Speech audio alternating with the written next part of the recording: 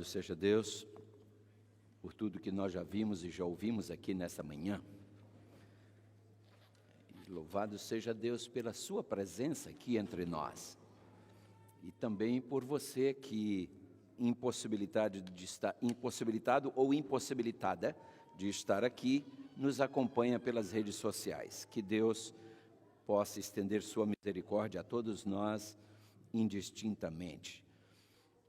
No mundo, mas não do mundo. É a mensagem que nós temos para essa manhã, parte 2. Apresentamos a primeira parte dessa mensagem há uns 3 sábados atrás e queremos hoje dar continuidade. Mas eu peço a todos que me acompanhem numa curta prece antes de prosseguirmos. Obrigado, Pai, mais uma vez por tudo que já aconteceu aqui e pelo que acontecerá. Que o Teu Espírito se mova entre nós, tocando a minha mente, os meus lábios e os corações, tanto meu quanto de todos que aqui estão e dos que nos acompanham e dos que nos acompanharão através das redes sociais, a fim de que essa mensagem nos fale, em nome de Jesus. Amém. Quero, antes de prosseguir, lembrar a você que está nos visitando, que essa mensagem, ela é voltada, alguns detalhes dela, alguns aspectos dela estão dirigidos a algumas pessoas que já conhecem coisas da Bíblia que você não conhece, por isso que você não se sinta ferido ou ferida e que suas sensibilidades não sejam arranhadas, porque nós temos algumas coisas específicas aqui, alguns momentos dirigiremos a palavra a alguns que já conhecem o que está aqui, mas porventura não estejam vivendo. E se você não conhece, lembre-se que Paulo fala que Deus não leva em conta os tempos de ignorância. A partir de hoje você já estará conhecendo e aí, claro, sua responsabilidade perante Deus aumenta, assim como a minha aumenta cada vez que eu conheço um pouco mais. O texto para início de nossas considerações é Romanos capítulo 12, versículo 2. Se você puder abrir sua Bíblia e ler comigo, e antes de eu seguir novamente, eu queria pedir a você que me ajude fazendo um rápido cálculo. Alguns, quando terminam o sermão, dizem assim: puxa, mas o sermão hoje demorou. Eu vou te pedir para você depois fazer o seguinte: vai até o seu celular, ele te dá a informação de quanto tempo você usou nessa semana nas redes sociais, quanto tempo você usou na sua conexão, e aí você soma aquelas horas. E eu te peço, pode dividi-las por 2 e pode ter certeza que eu não vou falar nem a metade do que você usou nas redes sociais. Portanto, estaremos ainda com crédito perante você com toda certeza. Romanos capítulo 12, versículo 2. Na Bíblia que eu tenho em mãos, e eu coloquei o texto na tela para você acompanhar, você que porventura não trouxe sua Bíblia por alguma razão, e eu o aconselho a sempre trazer, sempre anotar, sempre riscar, sublinhar sua Bíblia. Diz aí, e não vos, qual a palavra que vem agora? Não vos conformeis com este mundo, mas, qual é a próxima palavra? Transformai-vos pela renovação do vosso entendimento, para que experimenteis qual seja a boa, a agradável e perfeita, uma outra versão diz santa vontade de Deus. Sabem, alguns versos eu gosto de comparar com a versão linguagem de hoje, e eu fui comparar esse texto porque alguns textos ficam um pouco mais claros, lidos na versão linguagem de hoje.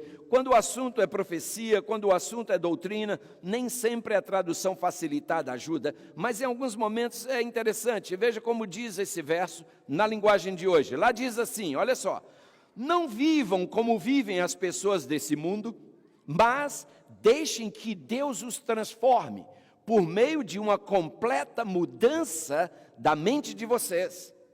Assim, vocês conhecerão a vontade de Deus, isto é, aquilo que é bom, perfeito e agradável a Ele. Irmãos, desde o ano 2009, a Igreja Adventista iniciou um projeto muito interessante a nível mundial e que tem sido uma bênção. É um projeto educativo e de prevenção contra o abuso e a violência doméstica, intitulado Quebrando o Silêncio. E eu tenho achado interessante esse projeto muito bom. E pensando em quebrando o silêncio, eu fiquei refletindo e disse, existem algumas outras áreas na igreja acerca das quais eu penso, é hora também de nós quebrarmos o silêncio. Áreas como a música. Tem muita igreja por aí fazendo música mais ao estilo do mundo do que ao estilo cristão. Mais para agradar o homem do que para agradar a Deus. Música mais antropocêntrica do que cristocêntrica, teocêntrica. Uma outra área que eu acho que nós temos que quebrar o silêncio é até mesmo na liturgia. Tem havido algumas alterações por aí, não aqui, graças a Deus. Uma outra área também é no vestuário. Tem havido silêncio nessa área, às vezes por muito tempo. E aos poucos nós começamos a nos vestir como o povo lá fora veste. Começamos a achar que não há nada demais em nos vestirmos de tal e tal maneira. Acontece, queridos, que Deus estabelece na sua palavra um dress code, um código de vestimenta para suas filhas, para seus filhos também. Eu já mencionei aqui antes, se você quiser ver um código de vestimenta rigorosíssimo, visite a prisão de segurança máxima de Plymouth, e você verá. Você, quando chega em Plymouth para visitar um prisioneiro, e olha que na maioria dos casos você vai ficar de um lado de um vidro dessa espessura, ele do outro lado, e você falará com ele por um telefone. Você nem vai estar exposto ou exposta, mas ali tem uma lista enorme. Como deve se vestir uma mulher para entrar na prisão para visitar um preso. E lá diz, se sua saia estiver transparente, você não entra. Se o seu decote estiver acentuado, você não entra. Sem manga, você não entra. Se o corte do seu vestido lateral, ou atrás, ou na frente, estiver muito grande, você não entra. E assim vai. É bem rigoroso, irmãos. É bem rigoroso para visitar um preso em Plymouth. Mas é uma área acerca do qual acho que nós precisamos quebrar o silêncio. A outra tem a ver com as joias. Graças a Deus, novamente, não é um problema nessa igreja, mas eu tenho ido a igrejas onde eu já vejo aqui e acolá uma irmãzinha com um colarzinho fininho no pescoço, um brinquinho pequenininho na orelha e dizem, não tem nada demais. Será? Você verá hoje, nós veremos na Bíblia o que Deus diz a respeito, o que dizer das pinturas. Pouco a pouco, queridos, nós estamos nos cansando de ser diferentes, estamos começando a nos parecer com as filhas dos homens, porque a Bíblia faz a diferença, a Bíblia menciona as filhas de Deus e as filhas dos homens. Deus tem o seu povo nessa terra e nós temos que ser diferentes. Outro dia eu li um pensamento, irmãos, que foi como um nocaute em mim, pastor. Olha o que dizia esse pensamento. As ovelhas têm sofrido mais pela covardia e apatia dos pastores do que pela voracidade dos lobos. Boy, doeu. E o pior é que é verdade. É verdade.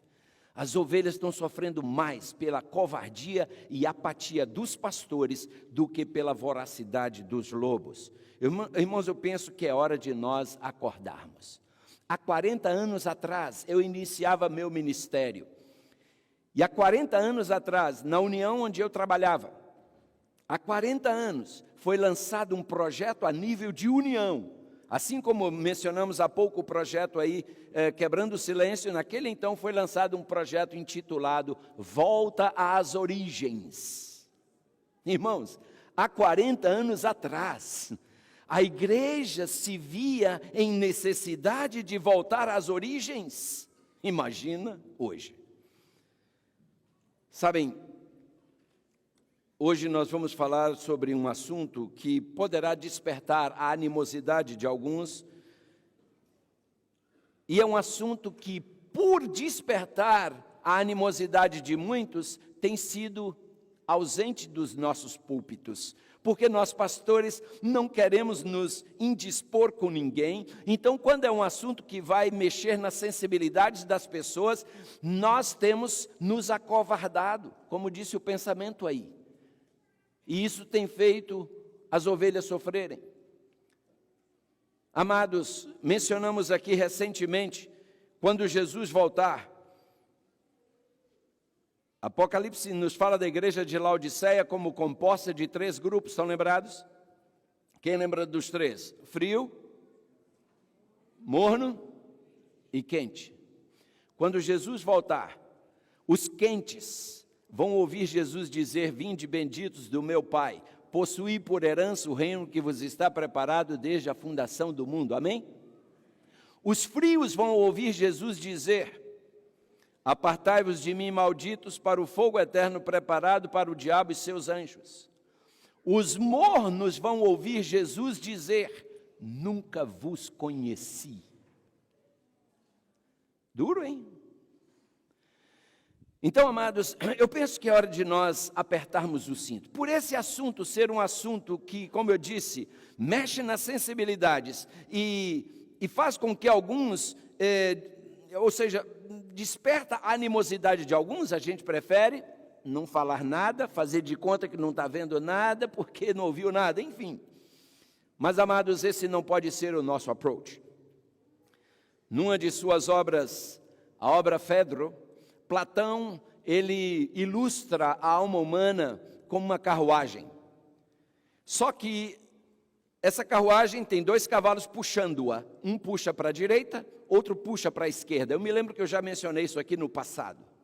Um cavalo puxa para a direita, outro puxa para a esquerda.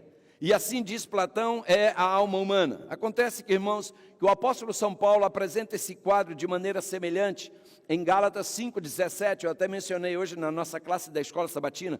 Paulo diz: porque a carne cobiça contra, quem lembra? Contra o espírito, e o espírito contra a carne. E estes opõem-se um ao outro para que não façais o que quereis. Veja os 2 cavalos aí, carne e espírito. Quando você chega em Romanos 7, Paulo descrevendo a sua e também a nossa luta espiritual, Paulo fala ali em Romanos 7, o bem que eu quero fazer, acho que no verso 15 ele diz, eu não faço, o mal que eu não quero fazer, eu faço. Quando ele chega no verso 24, ele diz, miserável homem que eu sou, quem me livrará do corpo desta morte? Sim, amados, aí está a luta. E usando a ilustração da carruagem dada por Platão, essa carruagem sempre irá na direção onde o cavalo é mais forte. A minha pergunta é, qual desses 2 cavalos, natureza espiritual, natureza carnal, é mais forte em sua vida? Na minha vida. A nossa vida, a direção que a nossa carruagem segue, revela isso de maneira bem clara. É impossível sentirmos prazer nas coisas espirituais quando nós alimentamos o tempo inteiro nossa natureza com as coisas da carne. Porque muita gente hoje chega na igreja e quer um louvor mais agitado, com uma bateria, e papapá. Por quê? Porque passa a semana ouvindo rock, alimentando a natureza carnal. Aí quando chega sábado, quer que a gente também ofereça esse lixo. Aqui não oferecemos isso.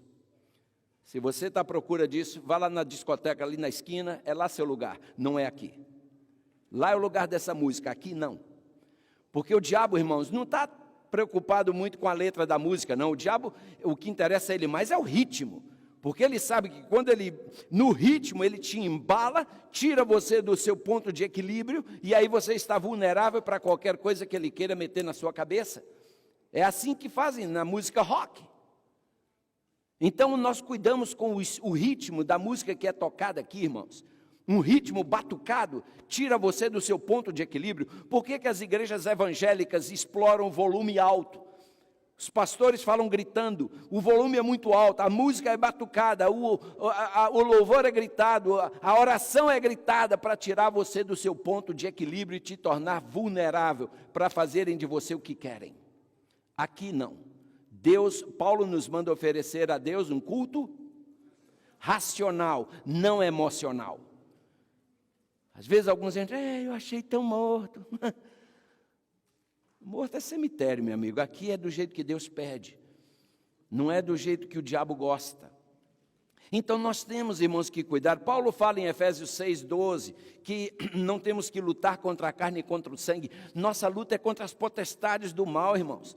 Sim, contra os príncipes das trevas desse século, contra as hostes espirituais da maldade nos lugares celestiais. Irmãos, em toda a Bíblia, nós encontramos só duas direções. Ou vamos para a direita, ou vamos para a esquerda. Em toda a Bíblia, não tem uma terceira opção. Ou você vai para frente, ou vai para trás. Ou vai para cima, ou vai para baixo. Nosso texto inicial também colocou bem claro diante de nós, só temos duas opções. Estão lembrados quais são? Conformar ou transformar.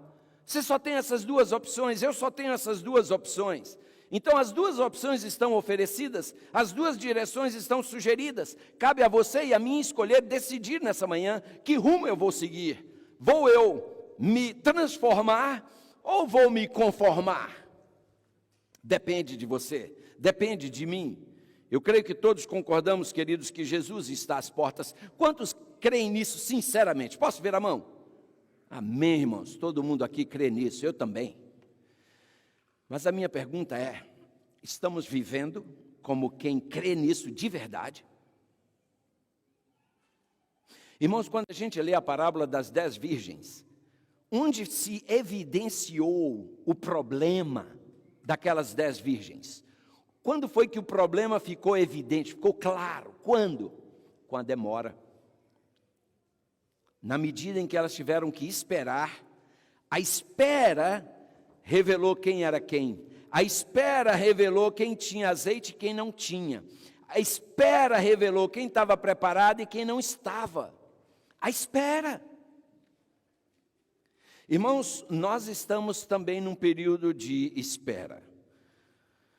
Como igreja, nós estamos vivenciando um problema semelhante ao daquelas 10 virgens, porque há 160 anos, como igreja, nós pregamos a iminente, a breve volta de Jesus. Há 160 anos, e durante esse período nós temos cantado, breve virá, breve virá. Mas a pergunta é, temos vivido como quem crê nisso? Na medida em que essa promessa não se concretiza, irmãos, eu estou nessa igreja há 64 anos, desde que nasci. E eu observo que na medida em que essa promessa não se concretiza, parece que nossos ânimos estão enfraquecendo. Nossa esperança parece estar se empalidecendo. Na medida em que esperamos, dá a impressão de que o pavio de nossas lâmpadas está se apagando, meus irmãos. Nosso estoque de azeite está acabando. O que é que está acontecendo com essa igreja? No passado, os jovens e adultos dessa igreja, especialmente os desbravadores, se cumprimentavam dizendo, Maranata. E quando um jovem, algum adventista dizia para o outro, Maranata, o outro respondia com o significado da palavra, o Senhor logo vem. Tamanho era o vigor, a crença nessa realidade. Acontece que com o passar do tempo, essa saudação tão sublime se transformou num jargão comum e hoje até já desapareceu. Nós tínhamos até um hino no nosso hinário antigo, era número 146, que dizia, Maranata sempre é do cristão. Estão lembrados? Eu não entendo por que nesse novo hinário esse hino não está. Irmãos, me lembro da frequência e da convicção, do entusiasmo com que os pregadores nos tempos da minha infância pregavam sobre a volta de Jesus. Eu me lembro, irmãos, que nós vivíamos como quem cria nisso. Naquele tempo, a igreja e o mundo eram bem separados, distintamente separados, porque a ênfase nessa mensagem era constante. E eu me lembro, queridos, o tema da volta de Jesus ocupava preeminente importância nas nossas pregações. Hoje, estamos falando de tanta coisa, menos desse assunto. Aquele era um tempo, irmãos, em que nós não nos envergonhávamos de ser quem éramos. Aqueles eram os tempos em que nós não nos intimidávamos de pregar aquilo em que críamos. Não nos acanhávamos de viver o que pregávamos. Irmãos, aqueles foram tempos em que se dizia de um adventista, as pessoas diziam, olha, um adventista pode ser reconhecido de longe. Diziam isso de nós antigamente. A pergunta é, e hoje? E hoje? Eu já preguei em igrejas, irmãos, em que a saída, eu me despedindo do público, eu apertei a mão de uma irmã e disse, foi um prazer tê-la tido conosco, volte mais vezes. Ela disse, não, eu sou membro aqui. Eu falei, o quê? A aparência pessoal dela me confundiu. Eu digo, o negócio está ruim. Irmãos, um adventista no passado era reconhecido de longe. Uma moça adventista, era reconhecida e respeitada. Todo mundo dizia, opa, isso aí é adventista, é outro nível. Um rapaz adventista, uau, era outro nível. Irmãos, o que está acontecendo conosco? Me deixem saber, se vocês sabem, me ajudem. Porque, irmãos, as coisas têm mudado muito. A nível pessoal e coletivo, nós estamos vivendo num estágio que o doutor Amin Rodor coloca assim. Outro dia o doutor Amin Rodor falou algo, mas antes de chegar lá eu quero lembrar, no passado, irmãos, no passado nós fazíamos história. Depois, irmãos, nós passamos a contar história. E olha, se nós não cuidarmos, nós acabaremos virando história. Irmãos, doutor Amin Rodor costuma dizer que o pior estágio na vida de uma pessoa é quando Deus não tem mais nada a dizer a ela. E parece que nós estamos vivendo esse estágio, a nível pessoal e a nível coletivo. Nós estamos vivendo num estágio, irmãos, que eu chamo de um estágio de cinismo espiritual. A gente faz de conta. A gente faz de conta. Quando a gente está aqui dentro, a gente é uma coisa. Quando a gente sai daí fora, a gente camufla.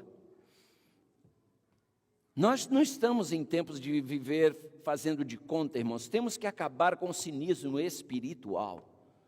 Se não quiserem acabar lá fora, que acabemos aqui dentro. Amém? Se aqui dentro você não quiser que eu acabe na minha vida e que cada um de nós tome essa decisão, eu e a minha casa serviremos ao Senhor. Porque às vezes eu escuto essa conversa fiada, pastor, mas está todo mundo fazendo, todo mundo, vírgula. Elias também um dia pensou assim, Deus disse, não, Elias, eu ainda tenho 7.000 que não dobraram seus joelhos a Baal. Deus sempre teve, Deus tem e Deus sempre terá os seus fiéis.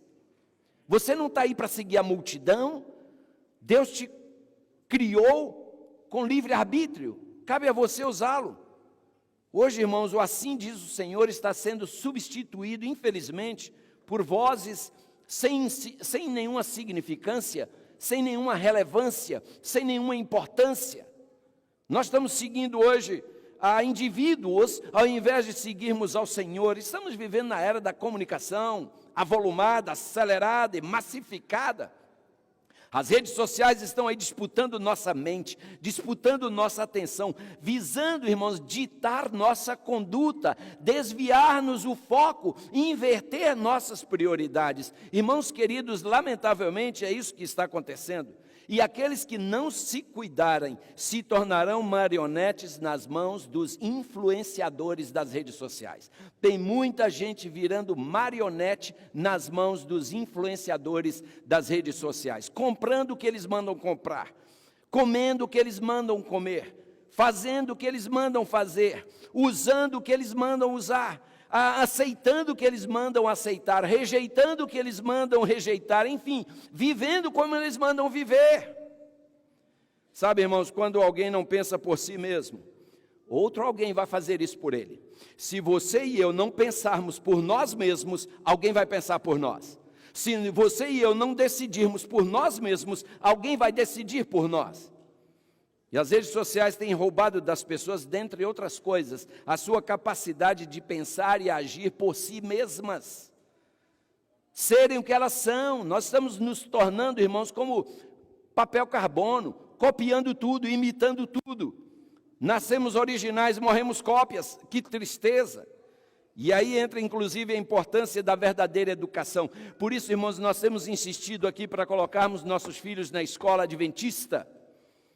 Olha o que Ellen White fala da verdadeira educação. Ela diz: cada ser humano criado à imagem de Deus é dotado de certa faculdade própria do Criador. Olha só isso. A individualidade. A faculdade esta de pensar e agir. É obra da verdadeira educação desenvolver essa faculdade, adestrar os jovens para que sejam pensantes e não meros refletores do pensamento de outrem. Olha que coisa extraordinária, irmãos. Esse é o propósito da educação adventista, da verdadeira educação. Em geral, quando nós nos tornamos seguidores de alguém, irmãos, nós temos a tendência de seguir mais as suas fraquezas do que as suas virtudes. Temos a tendência de copiar mais os seus erros do que seus acertos.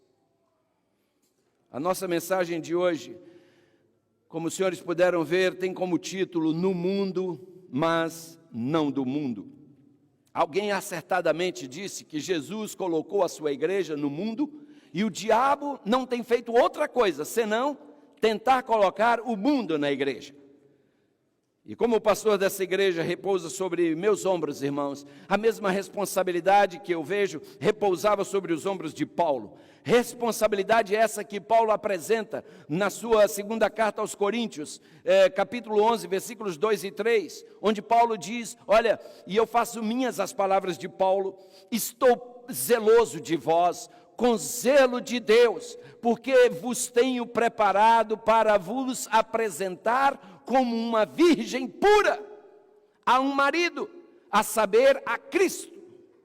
Mas eu temo que, assim como a serpente enganou Eva com a sua astúcia, assim também sejam, de alguma sorte, corrompidos os vossos sentidos e se apartem da simplicidade que há em Cristo.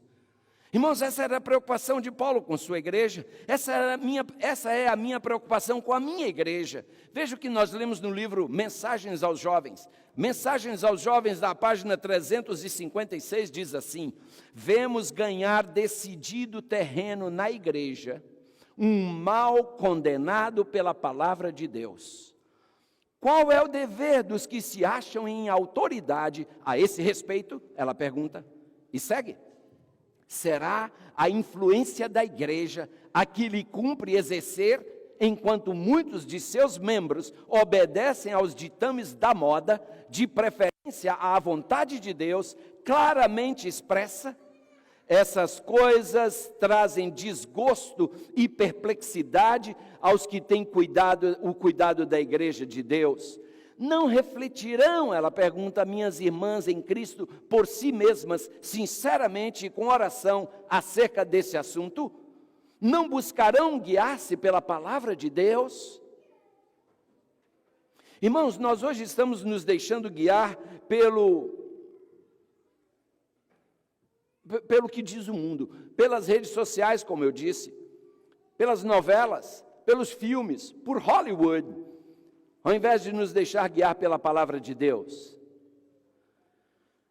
Eu penso que o melhor texto na sequência seria 1 Coríntios 10, 23, porque alguns dizem assim: a vida é minha, eu faço o que eu quiser. É verdade, a vida é sua e você faz o que você quiser, mas eu quero te lembrar uma coisa: todas as coisas me são lícitas, ou seja, eu posso fazer, mas nem todas me convêm. Todas as coisas me são lícitas, é verdade, mas nem todas me edificam, nem todas contribuem para a minha salvação, nem todas me aproximam de Deus. Então cabe a mim decidir. Um outro texto eu gosto muito dele, é Gálatas 5, versículo 13. Olha só o que Paulo diz: porque vós, irmãos, fostes chamados à liberdade. Porém, ele diz: não useis então, da liberdade para dar lugar à carne. Tenhamos isso em mente, irmãos, quando nós ponderarmos sobre nosso estilo de vida. O Dr. Bacchiocchi, um dos maiores fenômenos da teologia adventista, hoje falecido lamentavelmente, ele, no seu livro Christian Dress and Adornment, ele diz que nós usamos o que amamos e amamos o que usamos. Por que você não resiste àquele esmalte? Por quê? Porque você ama aquilo. Por que você não resiste a certas coisas? Porque você ama aquilo. Geralmente é isso aí. A gente usa o que ama e ama o que usa. Mas, amados, é hora de nós refletirmos, porque quando eu observo que na Bíblia o uso de joias e pinturas está quase que invariavelmente associado a pelo menos 4 coisas. Eu acho isso muito interessante, irmãos. Se você olhar na Bíblia, geralmente pinturas e joias estão associadas à apostasia, estão associadas à sedução, estão associadas à idolatria, estão associadas à prostituição. Quando uma mulher passa o batom vermelho nos seus lábios, ela está querendo seduzir alguém. Isso é um símbolo de sedução, e você sabe que é. A minha pergunta é, quando você se veste, em quem você está pensando na hora que você está se vestindo? Na hora que você escolheu aquele vestido, você escolheu pensando em quem? Honestamente. Estava pensando em Deus? Estava pensando no seu maridão? Ou estava pensando em quem? Quando você bota aquela coisa na sua unha, nos seus lábios, você está pensando em quem? Quem é que você quer, no fundo, dar uma fisgadinha, provocar? Honestamente. Quando você põe aquela saia curta, porque a criadora da minissaia, eu já disse aqui, a criadora da minissaia disse que o objetivo dela ao criar a minissaia foi sexo. Perguntaram a ela, a revista Newsweek fez uma entrevista, quando uma mulher bota uma saia, uma minissaia, qual é a mensagem que ela está passando? A criadora da minissaia respondeu, I am available for sex. Eu estou disponível para o sexo. Você entende por que uma filha de Deus não usa saia curta? Entende. Mas tá bom, você bota a saia lá embaixo, mas bota aquele negócio colado, uma roupa aí dessas de, parece, malha, sei lá, malha, e você veste e aquela roupa mostra cada curva do seu corpo. Eu sei que você se olha no espelho antes de sair de casa e você vê o volume exagerado, e a pergunta continua sendo, em quem você está pensando? Irmãs, e vocês também, amados irmãos, nós homens também, porque os homens hoje estão acostumando a botar umas roupinhas apertadinhas para mostrar o que não tem, e impressionar quem não deve para fazer o que é pecado. Eu não entendo. Por quê, irmãos? Em quem você pensa, em quem eu penso quando eu visto minha roupa? Já vai nos ajudar bastante a ter um critério. Alguns rápidos exemplos do que eu estou falando aí, irmãos. Por exemplo, joias e apostasia. Se você abrir sua Bíblia em Êxodo 33, versículos de 1 a 6, de novo, eu gosto muito de ler esse texto na versão linguagem de hoje, porque a linguagem da Almeida usa a palavra atavios. E está certa a tradução atavios, mas a mesma tradução aplica-se a joias, ou seja, também está certa a palavra joias. Então, a palavra joias, eu acho que ela é mais comum a nós do que atavios. Muita gente lê atavio e diz, não sei nem o que é isso, será que é bom para comer? Entende? Mas atavio quer dizer adereço, enfeite, joia. E por isso eu botei o texto na tela, na linguagem de hoje. Leia com calma aí na sua Bíblia, sublinhe, porque, irmãos, eu poderia ler só esse verso, fechar, e eu diria, a mensagem está dada. Mas a gente vai dar ainda alguns outros exemplos. Veja esse. Deus vinha guiando o povo de Israel até ali. Só que o povo se apostatou.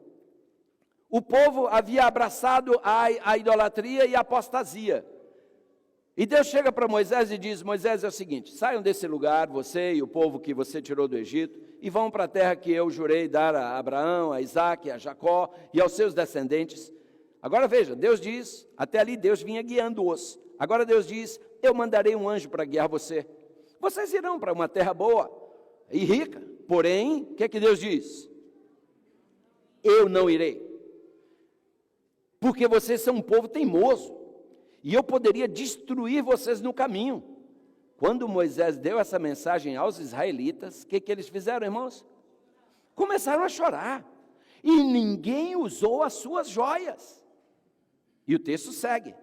Então o Senhor mandou que Moisés dissesse a eles: vocês são um povo teimoso. Segunda vez que Deus chama eles de teimosos. Vocês são um povo teimoso.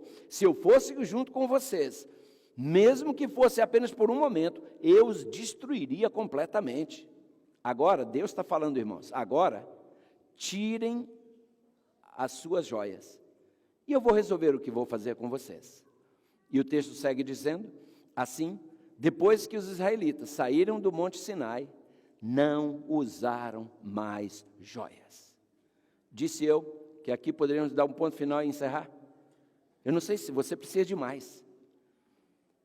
Qual é a essência do que nós acabamos de ler, irmãos? Joia está dentro, Deus está fora. Deus disse: você quer ficar com as joias? Fique, eu não estou mais com você. Simples, simples assim. Moisés disse: Senhor, peraí, Senhor, não faça isso com a gente não. Se o Senhor não for com a gente não sai daqui. É a tua presença entre nós que nos faz ser o povo que somos. Deus disse: mas com joia eu não vou não, eu estou fora. Moisés: não, Senhor, peraí. E Deus mesmo disse: tira as joias que eu vou ver o que faço. Então, irmãos, eu não sei por que muita gente ainda fica, eu não sei.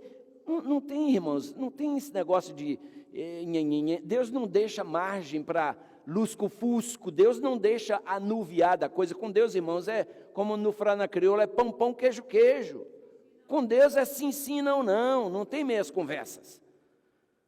E o texto fala por si mesmo, irmãos. Vejam, agora, a pintura ligada com a sedução.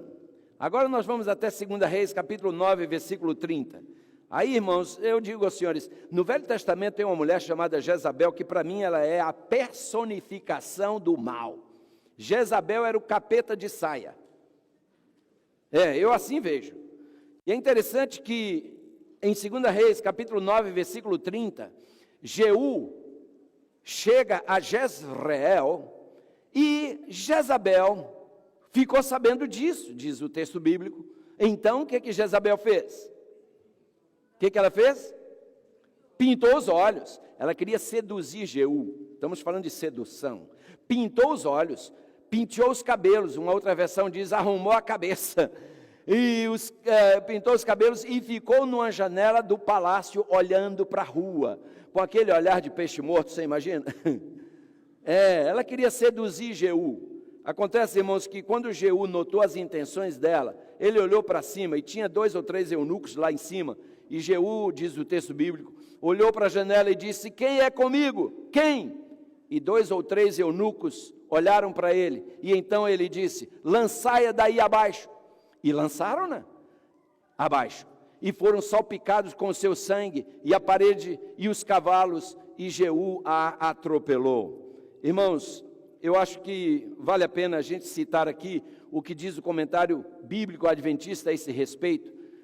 Lá diz assim: pó e pintura não cobrem a corrupção do coração. E as sedas e cetins não escondem as feias manchas que o pecado faz na alma. Deus não vê o coração, ou Deus vê o coração e convida a um adornamento interno e não externo. Amém pelo seu amém, mesmo que fraquinho.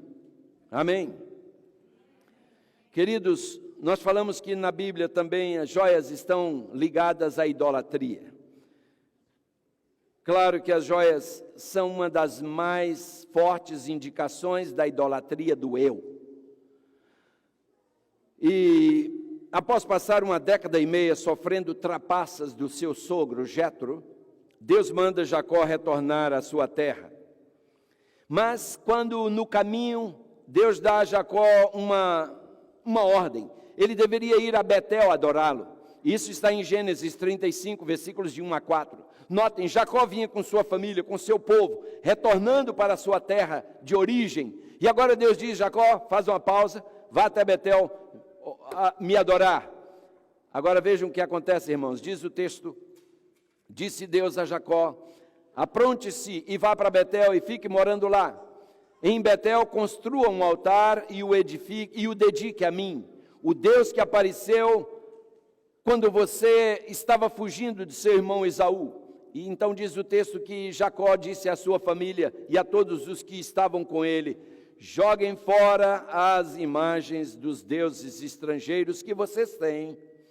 Purifiquem-se e vistam roupas limpas, que nós vamos para Betel. Ali vou fazer um altar dedicado ao Deus que me ajudou no tempo da minha aflição e que tem estado comigo em todos os lugares por onde tenho andado. E agora diz o texto que eles entregaram a ele as imagens dos deuses estrangeiros que tinham e os brincos que usavam nas orelhas. E Jacó enterrou tudo debaixo da árvore sagrada que fica perto de Siquém. Irmãos, joias associadas à idolatria. Jacó sabia que ele não poderia oferecer a Deus um culto enquanto seu povo tinha joias em si e escondidas em casa, ídolos em casa. Irmãos, escutem, amados. Alguns de nós estamos com muito lixo guardado em casa. Sim, você sabe do que eu estou falando. Lá em casa tem videogames que nunca deveriam ter entrado lá e estão destruindo seus filhos. Lá em casa tem filmes que você assiste que você nunca deveria ter, jamais deveria ter acessado. Hoje, né, tem o Netflix, ninguém nem mais compra, só paga uma taxinha e tem lá Netflix e outras versões do mal. Coisas que aparecem na sua tela que estão destruindo sua vida espiritual, destruindo sua família, com seu aval. Filmes que você assiste, músicas que você ouve. Irmãos, nós temos que ser radicais na nossa maneira de viver. Amém pelo amém que eu ouvi. Nosso problema hoje, irmãos, é que nós somos um bando de covardes. A gente quer ir para o céu de conversa fiada, a gente quer, mas também não quer. A gente quer ir para o céu, mas não quer largar o mundão. O que está acontecendo conosco, irmãos? Por que nós temos medo de ser o que somos? Por quê? Irmãos, chegará o tempo em que nossa vida estará em risco. E aí? Hoje muitos empalidecem quando um chefe ameaça te tirar o sábado e você diz: e agora como é que eu vou viver? E aí condescende, transgride. Irmãos, nós precisamos entender, as joias eram uma evidência clara de que aquele povo estava longe de Deus. E Deus diz: Jacó, você quer vir me adorar? Agora quer que sua adoração seja aceita? Joga fora tudo isso, desliga disso, tira isso. E Jacó, irmãos, não botou aquilo num saco e guardou para, vamos guardar, é lembrança, afinal esse brinco quem me deu foi minha bisavó, esse colar quem me deu foi minha tataravó, então eu vou guardar aqui. Tem muitos que têm essa conversa fiada. Eu vou guardar aqui porque quem me deu foi... Guarde para você ver, o primeiro dia que você estiver deprimido espiritualmente, a primeira coisa que você faz, você bota tudo de volta. É como a Bíblia diz, é como o cão que volta ao seu vômito, é como a porca lavada que volta a volver-se na lama. Então, por que guardar lama? Joga fora, enterra, põe um ponto final, sepulta e diz: acabou, morreu para mim. Eu estava esperando, morreu para mim, amém. Porque tem que ser assim, irmãos. O nosso problema é que a gente está botando o capeta no colo e alisando a cabecinha dele, como se ele fosse um bicho de estimação. Não é não, não é não. A gente está alisando o pecado, irmãos, e depois ele nos morde, e a gente... É o quê? Você ficou alisando isso aí, guardando isso aí. Sabe, amados, vamos pegar o negócio com mais seriedade, queridos? Ali fala que o povo trocou de roupa. O Dr. Bacchiocchi, ele inclusive no seu comentário no livro que eu já mencionei, ele diz, a mudança de roupas aí sugere que eles não apenas puseram roupas limpas, como também apropriadas para um encontro com Deus. Irmãos, aqui eu poderia abrir um outro sermão. tem roupa apropriada para um encontro com Deus. Amém? Porque alguns irmãos por aí, eu vou a algumas igrejas, os rapazinhos estão lá na frente cantando, de calça jeans, rasgada, e todo mundo é jovem, né? É jovem, e porque é jovem pode esculhambar a casa de Deus? Que conversa é essa? Tem roupa apropriada para você ir à igreja. Não se vai à igreja com a roupa que se vai ao shopping center. Eu, quando vou ao shopping center, eu boto jeans. Se um dia você me achar no shopping de jeans, não escandaliza não. É minha roupa de ir no shopping center. Eu boto jeans, boto uma t-shirt. Mas aqui não. Aqui eu não posso entrar de jeans e t-shirt. E ainda há quem diga, para Deus o que importa é o coração. Eu sei, amigão, mas acontece que a minha roupa revela muito do que eu tenho no coração. A minha roupa revela o descaso que eu tenho para com Deus. É por isso, irmãos, que alguns dizem, por que são sempre os mesmos que vêm à frente? Irmãos, a gente até está procurando mais gente qualificada, porque para vir aqui tem que ser qualificado. Não é que tem que ser os mesmos, tem que ser os qualificados. Não está qualificado, não vem. De vez em quando alguém diz, por que não deixa eu ir lá na frente? Amigão, olha para você. Eu já te visitei, a gente já conversou, mas você não muda. E quer ir lá na frente? Não vem não. Nós tivemos aqui sábado passado, irmãos, um incidente aqui, sábado à noite. Tivemos um grupo cantando aqui, e alguém que ia participar, nós dissemos, não vai participar. Na nossa igreja, não. E depois, a pessoa se achou no direito de vir tirar satisfação comigo. Por que eu não posso? Falei, você sabe da sua vida? Você sabe. Aqui você não entra ali, não. Mas não entra mesmo. Por onde aí deixar? Aí lá deixa, eu não respondo por lá, eu respondo por aqui. Aqui não. Agora, irmão, você acha que você fica bem na foto? Não fica, não. Mas fazer o quê? Tem que pegar o diabo pelo chifre, às vezes, irmão, pega. Mas nós não podemos condescender, porque eu vou ter que dar contas a Deus. Mas o tempo me obriga a avançar, irmãos, mas o que me satisfaz é saber que, também o Baquioque fala que eles também sabiam que suas joias, tanto quanto seus ídolos, se constituíam numa barreira para serem aceitos perante Deus. E por isso foi que Jacó sepultou tudo ali, irmãos. Bem, vamos falar agora sobre pinturas e adultério, ou prostituição.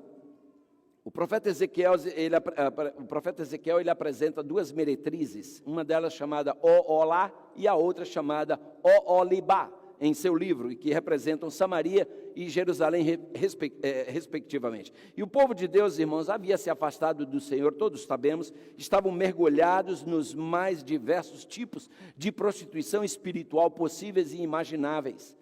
E em Ezequiel capítulo 23, versículos 37 a 41, Ezequiel coloca nessas palavras, ele diz assim, porque adulteraram, e sangue se acha nas suas mãos, e com os seus ídolos adulteraram. Olha, estou falando de joias, pinturas e prostituição. Olha, 2 vezes já ele menciona adultério. E até os seus filhos que de mim geraram, fizeram passar pelo fogo para os consumir, e ainda isso me fizeram. Contaminaram o meu santuário no mesmo dia e profanaram os meus sábados, porquanto, havendo sacrificado os seus filhos a seus ídolos, vinham a meu santuário no mesmo dia para o profanarem. E eis que assim fizeram no meio da minha casa. E mais ainda, mandaram vir homens de longe, aos quais foi enviado um mensageiro, e eis que vieram, por amor deles, fizeste o quê? Te lavaste, que mais? Coloriste os teus olhos, e te ornastes de enfeites, e te assentaste sobre um leito de honra, diante do qual estava uma mesa preparada, e puseste sobre ela o meu incenso e o meu azeite. Irmãos, esse é o quadro descrito por Ezequiel. Ainda em Jeremias, nós lemos no capítulo 4, versículo 30, agora, pois, ó assolada, por que te fazes assim, e te vestes de escarlata, e te adornas com enfeites de ouro, e alargas os olhos com pinturas, se em vão te fazes bela, os amantes te desprezam e procuram tirar-te a vida. Amados, é por isso que Salomão fala em Provérbios, no capítulo 31, versículo 30, esse texto, eu acho que aqui está, ele diz, enganosa é a graça e vaidade a formosura, mas a mulher que teme ao Senhor, essa será louvada. Amados, como diz aqui Paulo em Timóteo, que do mesmo modo as mulheres se ataviem com traje decoroso. Traje decoroso, irmãos, é um traje que não fica mostrando cada curva do corpo para excitar os homens que são muito atraídos visualmente. Traje decoroso, com modéstia e sobriedade, não com tranças ou ouro ou pérolas ou vestidos dispendiosos, mas como convém a mulheres que fazem profissão de servir a Deus com boas obras. Amados, alguém outro dia me fazia uma pergunta: pastor, e com relação a tatuagem e piercing, a Bíblia fala alguma coisa a respeito? Amados, eu achei interessante uma entrevista com Ronaldo, jogador de futebol, mas eu respondi outro dia para uma pessoa com essas palavras. Eu dizia para essa pessoa: um tatuado pode tornar-se um adventista, mas um adventista não pode tornar-se um tatuado. E esse é o ponto. Todo tatuado é bem-vindo à igreja adventista, amém? Mas nenhum adventista é bem-vindo ao mundo da tatuagem. E há uma razão para isso. Outro dia eu estava vendo uma entrevista com esse jogador aí, o Ronaldo, Cristiano Ronaldo, o jogador português que os senhores conhecem. Ele é hoje o jogador mais bem pago do mundo futebolístico. O salário desse rapaz hoje é de 136 milhões de dólares por ano. E perguntaram a esse moço: por que você não se tatua como os jogadores fulano, beltrano e ciclano? Citaram vários nomes, até Neymar, o brasileiro. A resposta dele foi muito interessante. Ele disse assim: você já viu alguma vez uma Ferrari com bumper sticker? Com adesivo? Irmãos, ele citou a Ferrari talvez pelo seu valor de mercado. Essa Ferrari que vocês estão vendo aí é o modelo SF90 Spider, custa, como os senhores podem ver, mais de $500 milhão. E o Cristiano Ronaldo citou a Ferrari como se fosse o exemplo máximo de algo valioso. Porém, irmãos, quando Paulo entra nesse assunto, Paulo não nos compara a uma Ferrari. Paulo nos diz que nós somos nosso valor é infinitamente superior a essa Ferrari aí ou qualquer outra.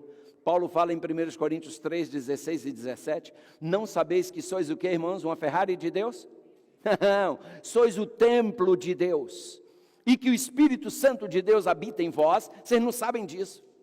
Se alguém destruir o templo de Deus, o que Deus fará, irmãos?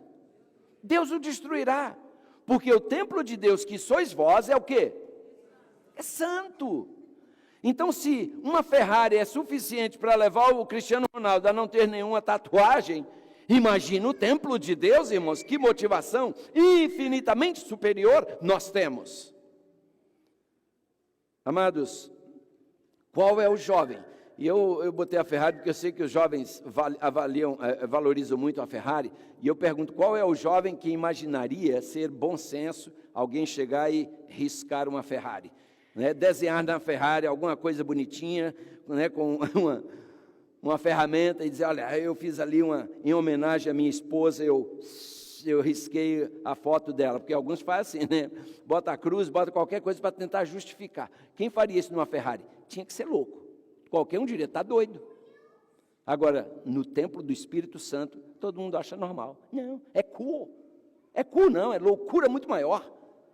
Você entende? Irmãos, Levíticos 19, versículo 28, diz assim: pelos mortos não dareis golpes na vossa carne, nem fareis marca alguma sobre vós, eu sou o Senhor. Esse costume, irmãos, começou com os pagãos em homenagem aos mortos. E referindo-se à tatuagem, o comentário bíblico adventista diz assim, que esse é um costume indigno do povo de Deus, pois tende a macular a imagem do Criador. Amém? É como se a gente estivesse dizendo para o Criador: o senhor não teve muito bom gosto, não. Aqui tinha que ter esse desenho, deixa eu botar aqui para ensinar o senhor como é que faz um ser humano mais bonito. Agora, irmãos, às vezes fico só pensando, essas ondas passam. Moda é um negócio que passa. Às vezes vem a moda da boca de sino, né? Aquela calça com a boca grandona, depois volta, fica afinadinha, depois... Moda é assim, vai e vem, vai e vem. E eu fico olhando, irmãos, quando passar essa moda da tatuagem, como é que vai ser? Eu tenho visto alguns já envelhecidos que tatuaram na juventude. E aquela tatuagem murchando, irmãos, olha, fica um negócio horrível. Horrível. E o pior é que não tem jeito de tirar mais. Por que você faria isso em você? E o pior, irmãos, é que quem se tatua diz que é difícil ficar na primeira tatuagem. Quem faz a primeira, daí a pouco quer fazer uma segunda, e depois uma terceira, e uma maior, e assim vai. Tem indivíduos que têm um corpo totalmente tatuado. Não é para nós, queridos, mas não é mesmo. Eu penso que seria prudente, nessa altura, lermos de novo um texto que lemos há pouco, Gálatas 5,13. Porque, irmãos, vós fostes chamados à liberdade. Claro, você é livre, mas não use sua liberdade para dar lugar à carne, amém? Use sua liberdade com sabedoria. Nós estamos vivendo no tempo do fim, irmãos, e observando a igreja, eu vejo que ao invés de nós apertarmos o cinto, irmãos, nós estamos fazendo o contrário, nós estamos relaxando um pouco, e dias difíceis estão à nossa frente. A pergunta é, irmãos, muitos, ao invés de transformar, estão se conformando. E por isso, entre conformar e transformar, nós ficamos com transformar. Não podemos nos conformar com este mundo, irmãos. Na sua meditação, Encontros com Deus, o Dr. Amin Rodor, ele diz o seguinte: todos nós reconhecemos o valor e a importância das escolhas. O que esquecemos, em geral, é o fato de que as pequenas escolhas condicionam as grandes. Além disso, a sequência das escolhas determina a direção da vida. Então, aí que está o perigo. Uma escolha pequena me leva a uma escolha maior. E essas escolhas vão determinar a direção da minha vida. Por isso, na página 59 da mesma meditação, ele fala, vivemos na época do comportamento globalizado, é o que falamos agora há pouco, e da conformidade universal. Costuma-se fazer o que todos fazem e pensar como todos pensam. Acontece, irmãos, que Deus nos chama para ser diferentes. O Manual da Igreja, na edição de 2022, a página 158, traz uma citação do livro Testemunhos para a Igreja, e diz assim: trajar-se com simplicidade e abster-se das ostentações de joias e ornamentos de todo tipo está em harmonia com a nossa fé. Aí está o ponto. Nos dias atuais, irmãos, a palavra conservador tem se tornado quase sinônimo de herege ou de fanático. Hoje todo mundo foge da palavra conservador, mas eu achei interessante que no Manual da Igreja, a página 158, eu achei essa frase: o povo de Deus deve sempre encontrar-se entre os em matéria de vestuário. E não parou aí, irmãos. Um pouquinho mais adiante: consideremos-nos a nós mesmos, faltou um S ali, bem vestidos, unicamente quando tivermos atendido às normas da modéstia no uso do vestuário de bom gosto e conservador. Então, irmãos, eu penso que nós estamos precisando, talvez, dar uma reolhada no nosso guarda-roupas. É possível que você tenha que chegar no seu guarda-roupa e dizer: ok, você sai, você fica, você sai, você sai, você fica, você sai, você fica. Precisa, irmãos, não tenhamos medo de fazer isso. Alguns poderão dizer: mas hoje é tão difícil achar roupa decente nas lojas. Nós temos uma excelente costureira nessa igreja, a irmã Francisca. E há outras costureiras por aí. Procurem uma costureira, manda fazer sob medida. Mas existem lojas, irmãos, se procurar, acha. Existe. Mas se não achar, procure uma boa costureira. Peça para fazer uma roupa decente. E eu concluo ainda, irmãos, eu queria ler só isso aqui. Deus vê, diz Ellen G. White, Deus vê que a ruína do caráter é frequentemente, escuta isso, irmãos, a ruína do caráter é frequentemente precedida pela condescendência com o orgulho e vaidade no vestir. Ou seja, primeiro uma pessoa esboça, mostra orgulho e vaidade na sua vestimenta, e aí a ruína do caráter logo se revela, porque ela é precedida, a ruína de caráter vem antes vem depois, ela é revelada pela maneira como nos vestimos. Irmãos, num dos sermões do pastor Adolfo Soares, um homem de Deus por quem eu tenho muita admiração, após ele ponderar que na maioria das vezes a gente espera o que Deus faz por nós, ele faz uma pergunta no seu sermão e ele diz: o que é que Deus espera de você? Porque nós estamos sempre esperando algo de Deus, mas você já parou para pensar o que é que Deus espera de você? O que é que Deus espera de mim?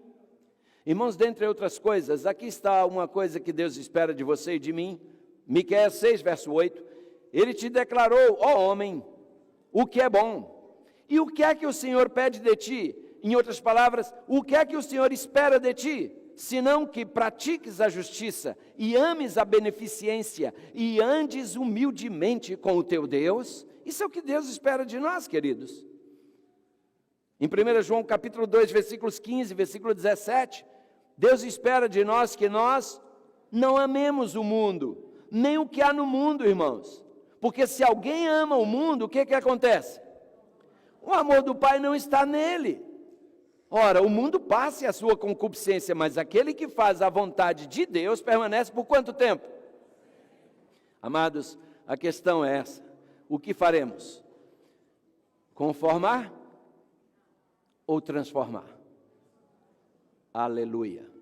Que essa seja a sua, a minha, a nossa decisão. Deus quer nos dar o poder para assim proceder, mas Ele não fará isso, irmãos, se nós não o permitirmos. Você acha que você está em condições de avaliar sua vida, a sua realidade? Escute, aquele vidrinho de esmalte que você tem lá na sua casa, aquele rosinha clarinho, porque tudo começa assim, sabe, irmãos? Primeiro a gente põe só a base, só para a unha ficar bonitinha, brilhando. E eu confesso aos senhores, se não está causando escândalo, ok, mas o problema é que não se para aí. É igual quando alguém faz uma maquiagem para corrigir uma mancha de pele. A pessoa passa uma maquiagem corretiva para tapar a mancha. Irmãos, eu confesso não ver problemas com isso. Mas quando a sua maquiagem faz uma mancha, aí já é o problema. Porque quando a maquiagem faz a mancha, aí ela já está chamando a atenção. Aí está o perigo. Agora, é que bota um esmaltezinho colorido, transparente, aí depois vai lá na moça que faz a unha, e a moça diz assim: está todo mundo usando um rosinha, bem discreto. Por que você não usa também? Não, eu não uso porque eu sou adventista. Ah, boba, se for mineira, né? Mineiro fala assim: ah, boba, suas amigas vêm aqui e usam também, por que você não? E você diz: é mesmo, né? Aí põe um rosinha clarinho. Passa alguns dias, ela chega: esse rosinha está sem graça, né? Por que não bota uma corzinha um pouquinho mais? E lá vamos nós. Daqui a pouco está de unha preta. O diabo trabalha assim, irmãos, o diabo sabe como chega lá. Ele sabe. Escute, a pintura das suas unhas determina onde está seu coração. Líquido e certo. E tem gente que pinta a unha do pé. Na mão até que disfarça, mas pinta do pé.